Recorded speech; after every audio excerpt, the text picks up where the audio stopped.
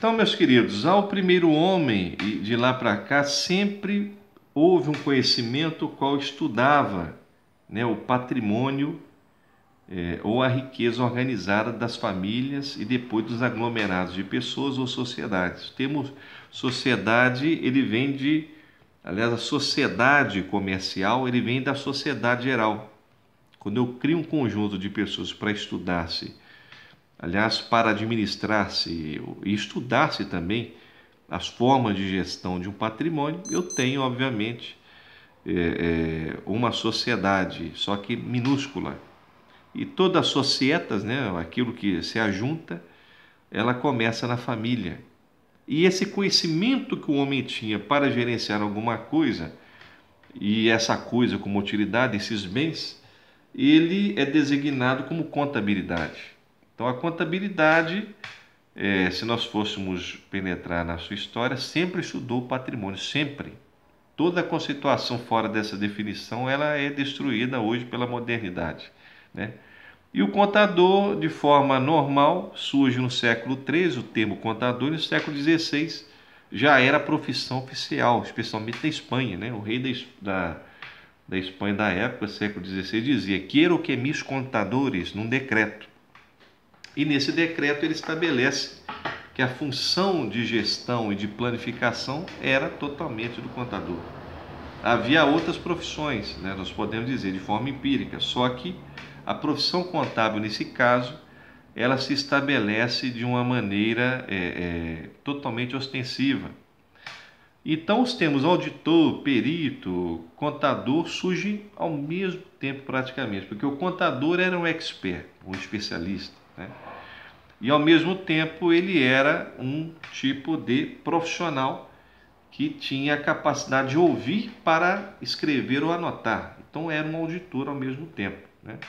Só que a palavra contador não era comum de antanho. Por exemplo, o contador tinha um nome de agentário, aquele que lidava com a riqueza, especialmente a prata em Grécia Antiga, e tinha um nome também de escriba, ou seja, aquele que domina a escrita. Aristóteles o chamava de ecônomo, e a igreja usa até hoje o termo. O que seriam os padres ecônomos? Seriam aqueles que fazem toda a gestão dos conventos ou das casas religiosas e assim por diante.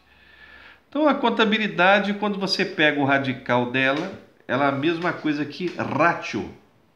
Ratio significa razão, do latim. É o mesmo que logos, do grego, que é raciocínio também, grafia, escrito, conhecimento, estudo e assim por diante. Então, o termo contabilidade, na verdade, não é meramente a habilidade de contas.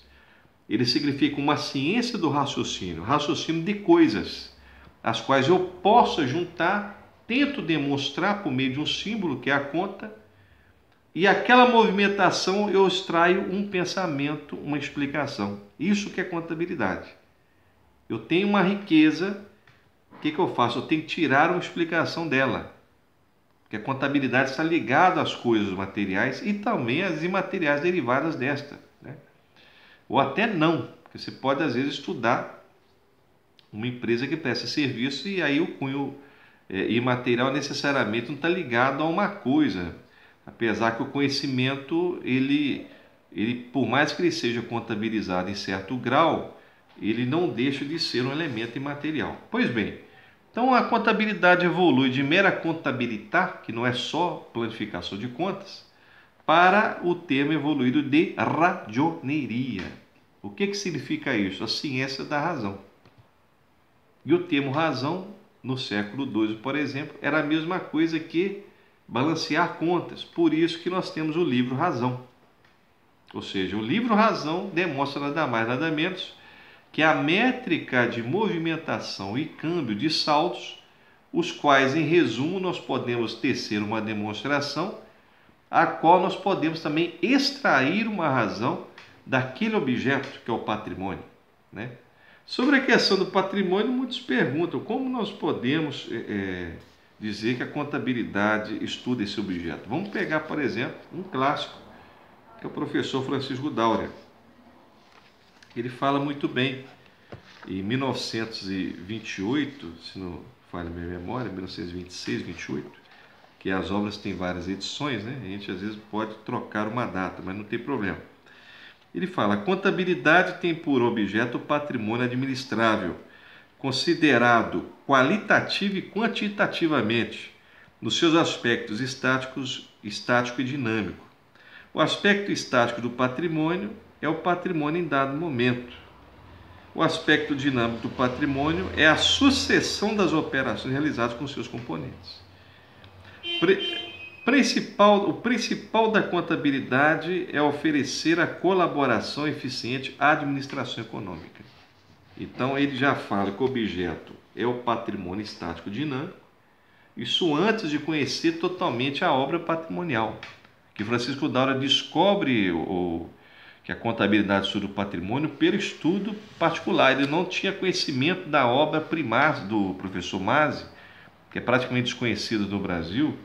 Só poucos autores traduziram ela para nós, né, em alguns trechos, né, os clássicos, porque na atualidade ninguém fala quem é o autor que organizou realmente a estrutura conceitual contábil, os campos de conhecimento, como é que ele descobriu isso, como é que ele conceituou, que é o eixo do pensamento do contador e da prática dele.